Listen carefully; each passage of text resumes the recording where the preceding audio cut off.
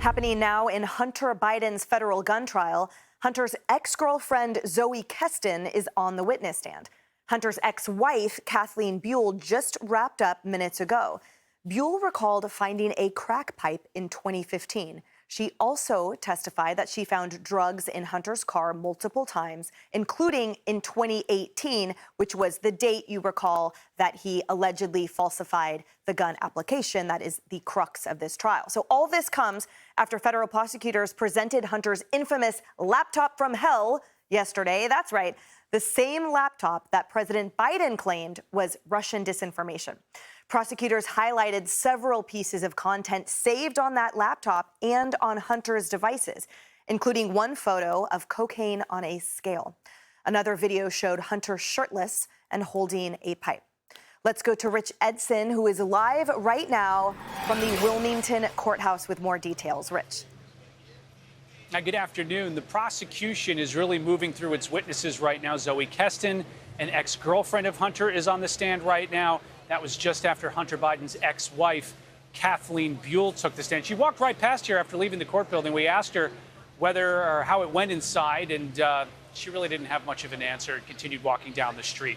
The case that they're trying to make, the prosecution saying that Hunter abused drugs when he bought that gun back in 2018, and they're using Hunter's exes and excerpts from his own audiobook to do that. Buell said she found a crack pipe in July of 2015, but said she was suspicious before that since Hunter had been kicked out of the Navy for testing positive for cocaine. She said that Hunter was angry when he was using drugs, not himself. She also said she would check the cars before allowing her daughters to use them so they weren't driving around with drugs.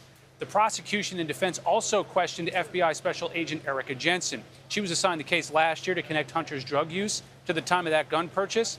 They focused on Hunter's laptop. The defense pointed out that Hunter wasn't in possession of it from April 2019 to December 2019. It was at that computer store.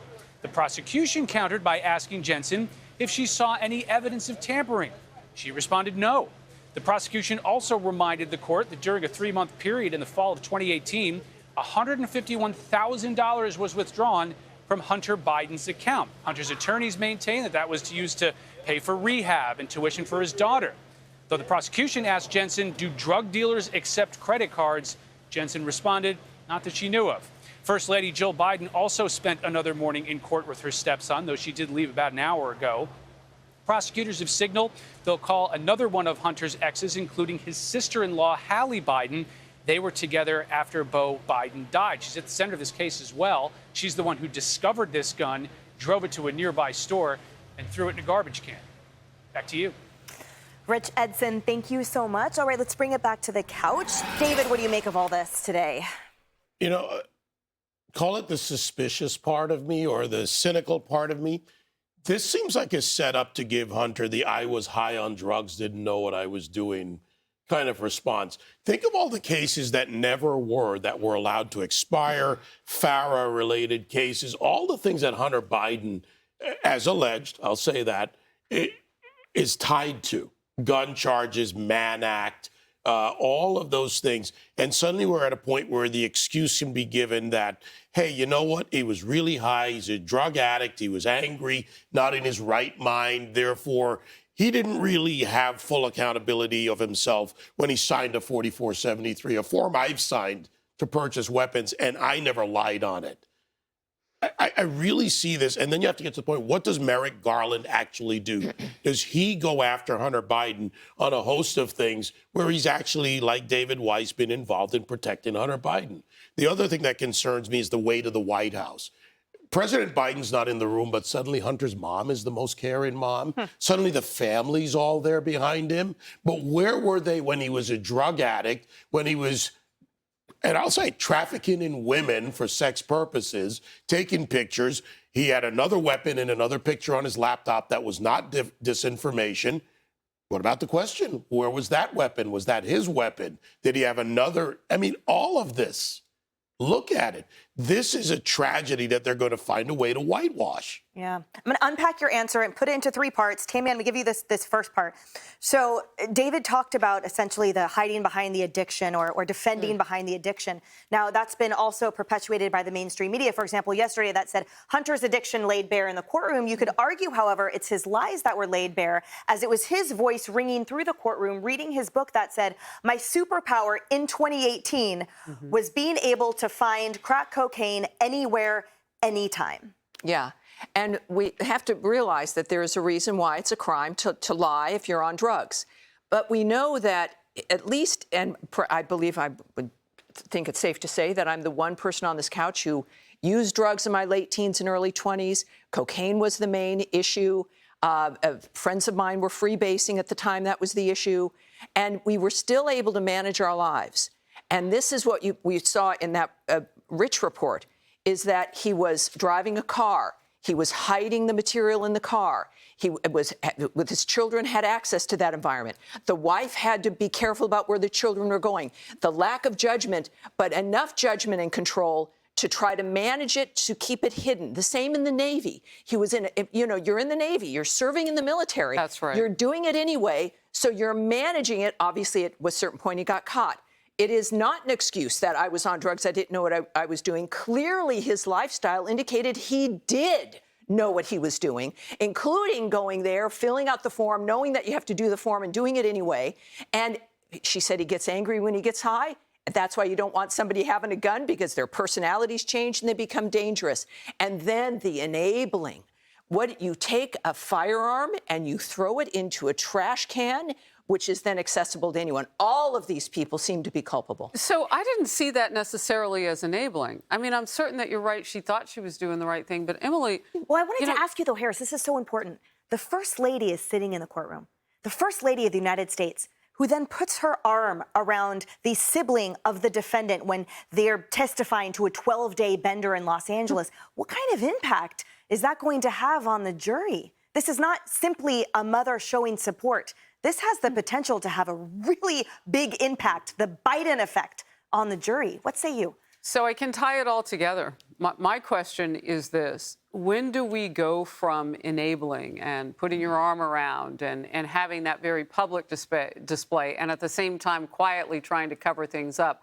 She put that gun in that trash bin because she thought she was helping. I believe that. But after a while, when someone is covering up a felony, she knew he wasn't supposed to have that gun. That's why she rummaged through the truck to see what she could find. She happened upon that gun. To David's point, maybe there had been another one. We don't know. She was looking for something. And if you look at the text messages, he tells her, tell me now where this is, where you are. This is not a game. 8 seconds later, he wrote again, tell me now. And then she says, don't run away again. Please don't leave. Check yourself into local rehab. And then she says, I have to go. The police were arriving. That's from the Washington Post.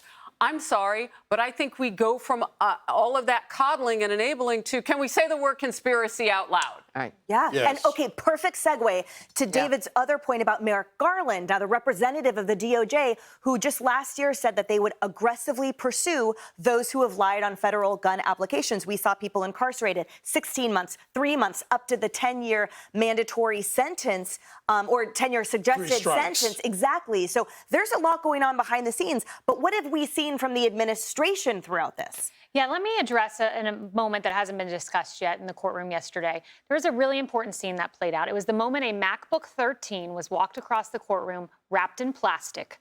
The prosecutor showed it to a federal agent. The federal agent looked at the serial numbers and said, this is Hunter Biden's laptop. Here's what we were told about Hunter Biden's laptop.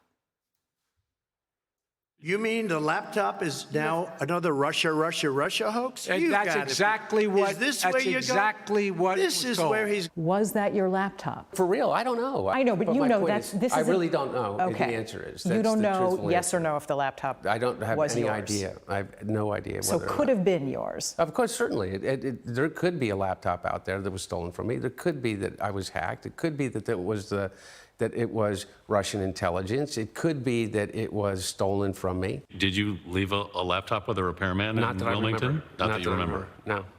No. But whether or not somebody has my laptop, whether or not I was hacked, whether or not there exists a laptop at all, I truly don't know. Are you missing a laptop? Not that I know of. Verified yesterday, 51 intel officers told us it was the hallmark of disinformation. The New York Post, one of the most widely circulated newspapers in the country, was banned. The future president of the United States told us it was all a lie. And I just want to point out quickly the irony of election interference. President Trump, election interference. That's what we were told last Thursday with the guilty verdict. Who brought forward the laptop and said it was disinformation? The left. Who brought forward the Steele dossier and said Trump is a Russian colluder? The left. Who told us all of these lies? The left. Who carried the water? The press. And yesterday, the MacBook 13 was verified by a federal agent. Don't believe what you're told. Investigate for yourself. And listen to us. Hey everyone, I'm Emily Campagno. Catch me and my co-hosts Harris Faulkner and Kayleigh McEnany on Outnumbered every weekday at 12 p.m. Eastern, or set your DVR. Also, don't forget to subscribe to the Fox News YouTube page for daily highlights.